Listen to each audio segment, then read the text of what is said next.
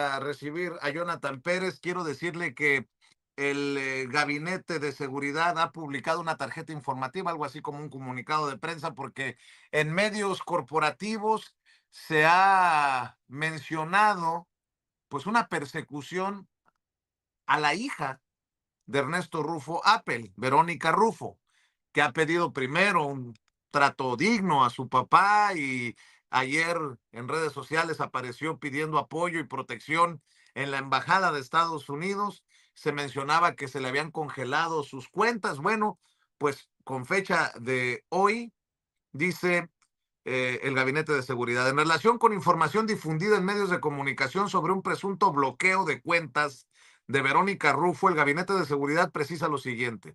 La Fiscalía General de la República no ha solicitado la inmovilización de recursos de Verónica Rufo, ni existe alguna petición en ese sentido dentro de la investigación correspondiente. La solicitud formulada por la Fiscalía General de la República a la Unidad de Inteligencia Financiera contempla únicamente a las personas físicas y morales expresamente señaladas en la investigación, entre las cuales no se encuentra Verónica Rufo. Las solicitudes de inmovilización de recursos que en su caso formulan las autoridades competentes se sustentan en la existencia de indicios suficientes de un riesgo fundado, actual y verificable de que los recursos o bienes vinculados con las personas investigadas puedan utilizarse para la comisión, continuidad u ocultamiento de actividades ilícitas, ser objeto de disposición o transferencia inmediata o formar parte de circuitos financieros o comerciales relacionados con la delincuencia organizada. Dichas medidas se solicitan exclusivamente respecto a las personas incluidas en la investigación correspondiente. El Gabinete de Seguridad del Gobierno de México reitera su compromiso de actuar con estricto apego al Estado de Derecho, privilegiando la coordinación entre las instituciones, el respeto al debido proceso y la protección de los derechos de las personas.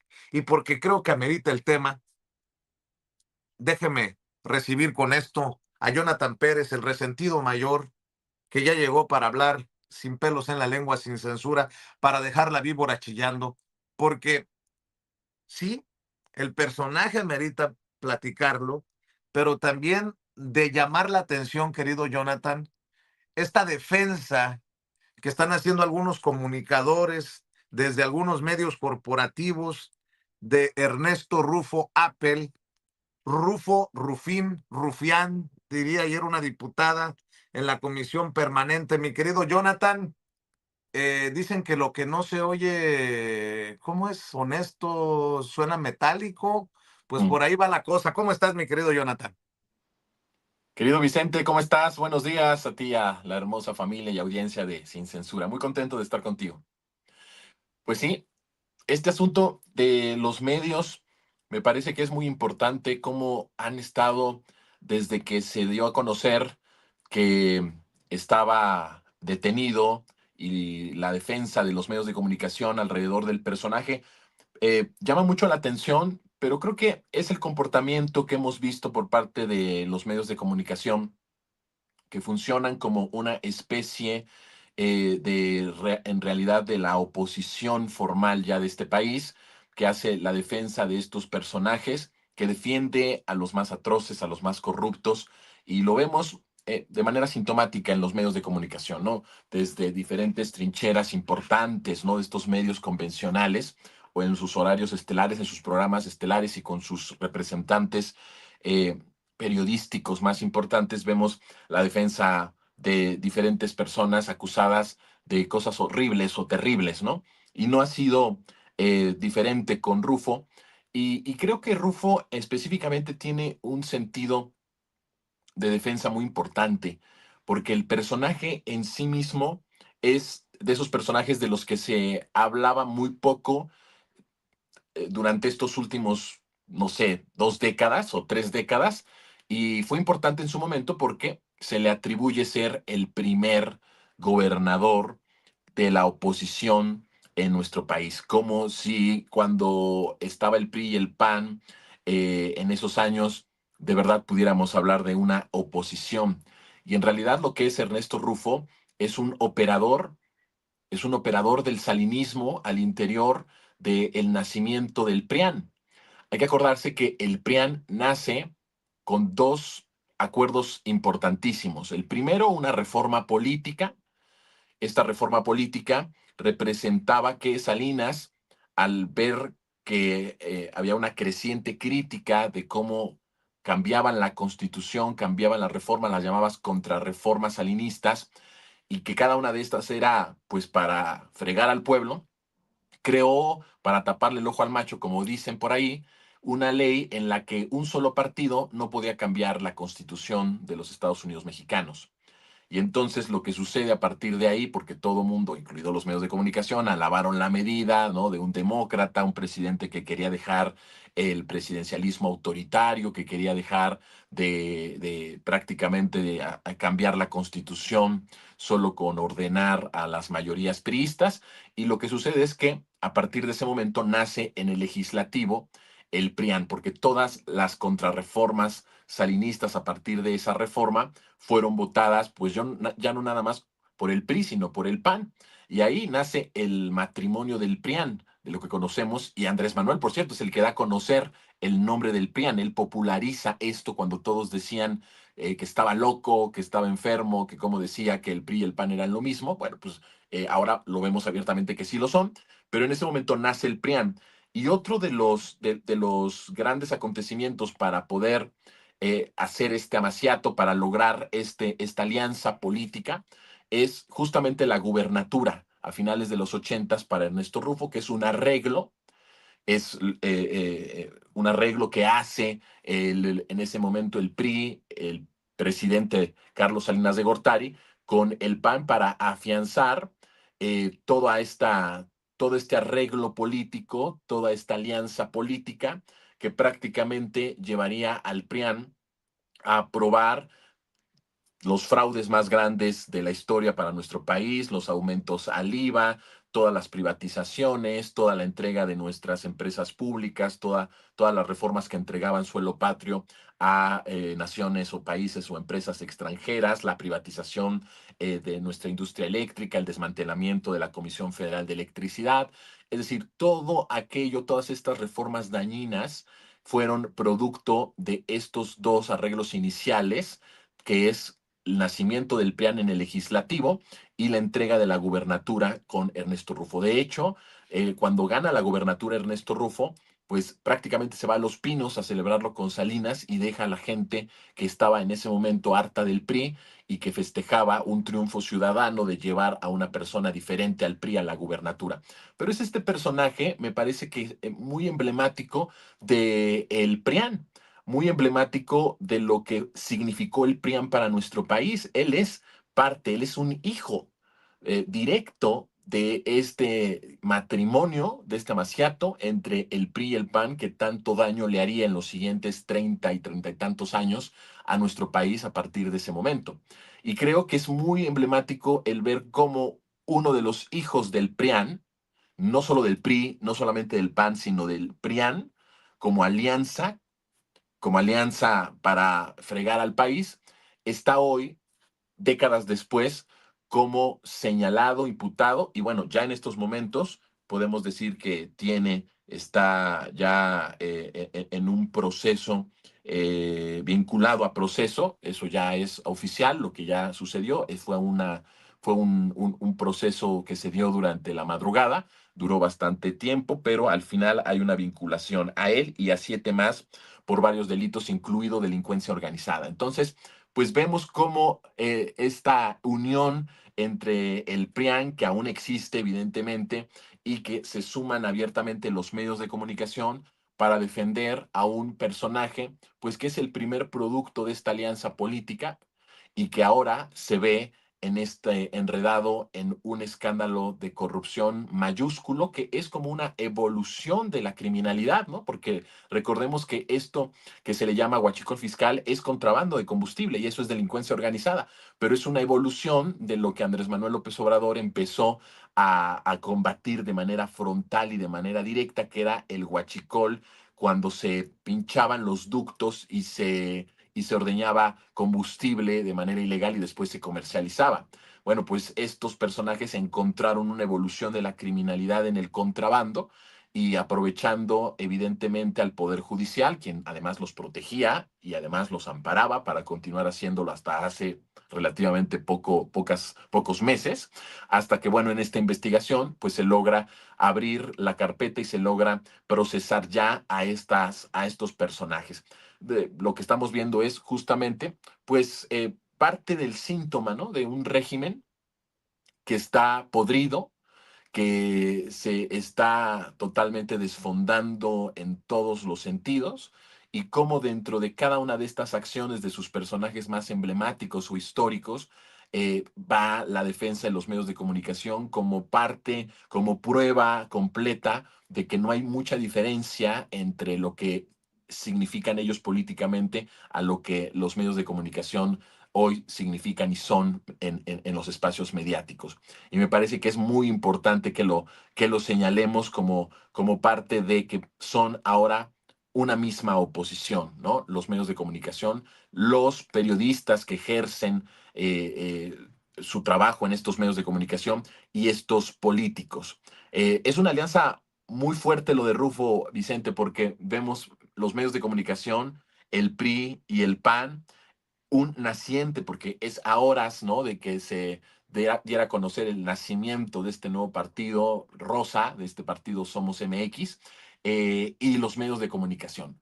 Entonces, en el hundimiento de Ernesto Rufo va, bueno, de Ernesto N., va el PRI, el PAN, un nuevo partido político, imagínate tú, un nuevo partido político que tiene ahora bajo su, de alguna forma, bajo su protección a uno de los hijos de lo que fue el PRIAN cuando dicen que son una política diferente, cuando dicen que no son ni derecha ni de izquierda. Sí, ellos dicen no son ni derecha ni de izquierda, somos delincuentes, ¿no? Abiertamente. Que ahí, pues, por ejemplo, el propio Ernesto Rufo. Y la alianza con los medios de comunicación que como nunca han estado hablando de presos políticos, que como nunca han, pues se han envuelto en la bandera del autoritarismo. Parece ser que en nuestro país no se puede procesar a ningún opositor porque inmediatamente es un preso político. Es decir, no solamente han estado cubiertos durante tanto tiempo por los pactos de impunidad, por el Poder Judicial que los protegía, que los hacía no pagar impuestos, que los protegía de contrabandear combustible. No solamente tendríamos que haber soportado todo eso durante tanto tiempo, sino que ahora también mediáticamente tratan de cubrirlos con un manto en donde dicen, ah, es que es opositor, por lo tanto, esta persona es un preso político. No, tratan de imponer un manto de impunidad a personajes del pasado, a personajes que hoy están en la oposición, para decir que no se les puede tocar, que no se les puede investigar. Es el trabajo en lo que se han convertido los medios de comunicación, en defensores de delincuentes, en defensores de los personajes más oscuros de nuestra historia política, y en eso en lo que se han convertido estos que decían que eran periodistas plurales, que eran periodistas libres, que eran periodistas de nivel, se han convertido pues en abogados vulgares, de ladrones, de corruptos, y ese es el lugar en la historia pues que les corresponde y al que de alguna forma gozosos están llevándolo a cabo. Y precisamente sobre lo que estás mencionando, pues también los dueños, ¿no? En este caso, Ricardo Salinas Pliego y su discurso de odio, que es defendido a capa y espada por esos que trabajan en el medio de Ricardo Salinas Pliego.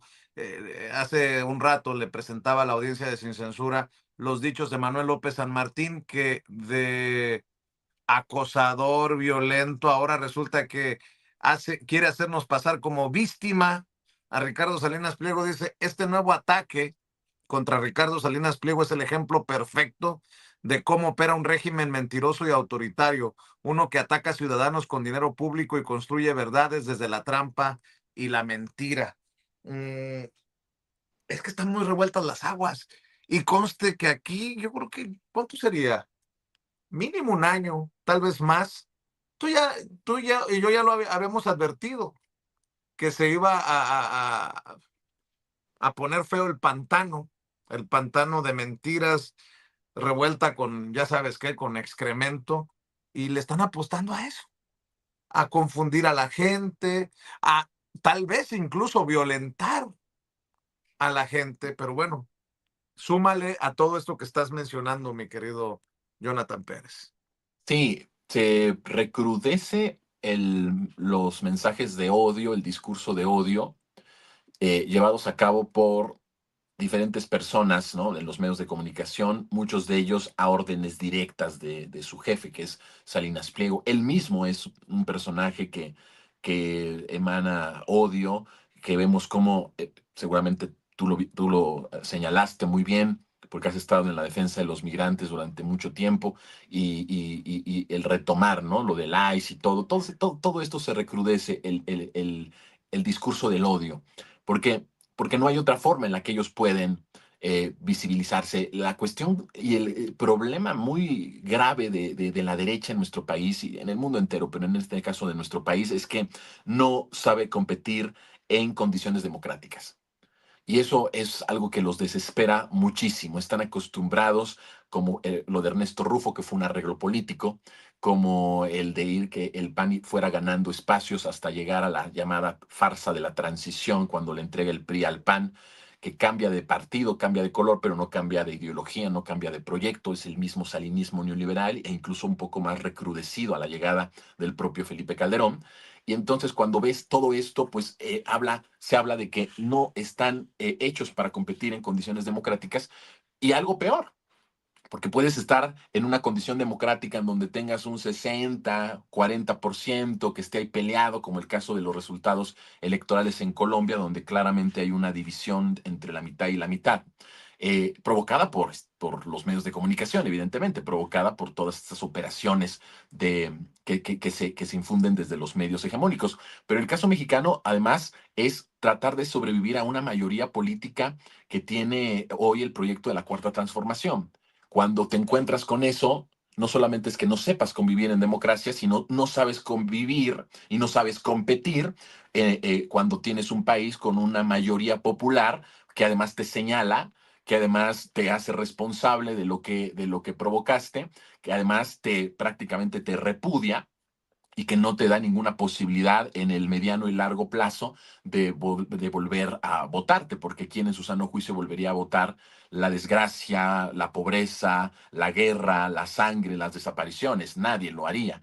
Y entonces ahí vemos cómo ante esa desesperación, ante la falta de herramientas para poder convivir en ecosistemas democráticos, lo que atinan es al mensaje del odio, al discurso del odio, a empezar a construir narrativas muy peligrosas de ultraderecha sobre quién tiene y quién no tiene que votar, y que todo esto se hace ahora con la trampa, porque no es que se esté diciendo a lo mejor en los medios hegemónicos, sí se ha dicho en alguna ocasión, pero ahora vemos que es un mensaje que está escondido en los podcasts, en los que hacen TikToks, en los que toman el micrófono y hablan de tonterías, estupideces, banalidades, y que de repente introducen temas que son antiderechos, ¿no? Que buscan la anulación del derecho al voto como derecho elemental de la gente, del pueblo, y que empiezan a querer restar los derechos a través de estas implementaciones, de estas narrativas, utilizando evidentemente los algoritmos que les benefician mucho